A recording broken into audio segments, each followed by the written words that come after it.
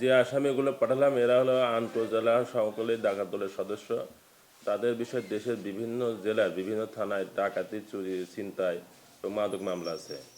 তারা গতকাল এই থানায় একটি ডাকাতি পরিকল্পনার জন্যে ঘাটান্দি একটি বাড়িতে অবস্থান করছিল। এই গোপন সংবাদের ভিত্তিতে আমার থানা চৌকস দুজন police officer, sub inspector Nazrul এবং সাব ইন্সপেক্টর রুবেল মিয়া সঙ্গে ফোর্সসহ তাদের হাতে নাতে অস্ত্র সহ এবং গৃহ ভাঙা সরঞ্জাম সহ দিয়ে তাদেরকে গ্রেপ্তার করে পরবর্তী তাদের জিজ্ঞাসাবাদে তারা আমাদেরকে প্রাথমিক স্বীকার করছে তারা ডাকাতের উদ্দেশ্যে সমবেত হয়েছিল। এই ঘটনার সাথে তারা সহ আরও বেশ কয়েকজন জড়িত আছে, এই জেলা সহ জেলার বাইরের ডাকাত। তাদের আমরা বেশ কিছু নাম ঠিকানা পেয়েছি, তদন্তের সাথে সেগুলো আমরা প্রকাশ করছি না এবং আগামীতে তাদের আসামিদের রিমান্ডে আনলে আগামী আরও নাম ঠিকানা পাবো।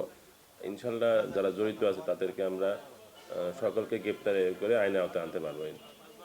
এদের হলো বেসিক্যালি এরা গরু চুরি বা ডাকাতির একটা পরিকল্পনা নিয়ে আসছিল। এরা ঈদের সামনে বিভিন্ন জায়গাতে গরু আসবে, এই গরুগুলো তারা ডাকাতি করার পরিকল্পনা ছিল।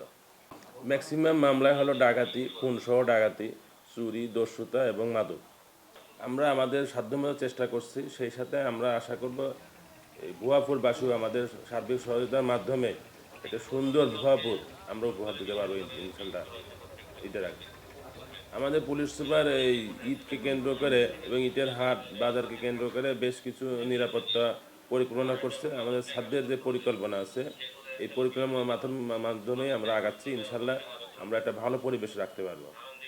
হ্যাঁ, তাদের রিমান্ড চাওয়া হবে, রিমান্ডে আনলে পরবর্তীতে তদন্ত সাপেক্ষে আরও তথ্য ইনশাল্লাহ পাবো আমরা।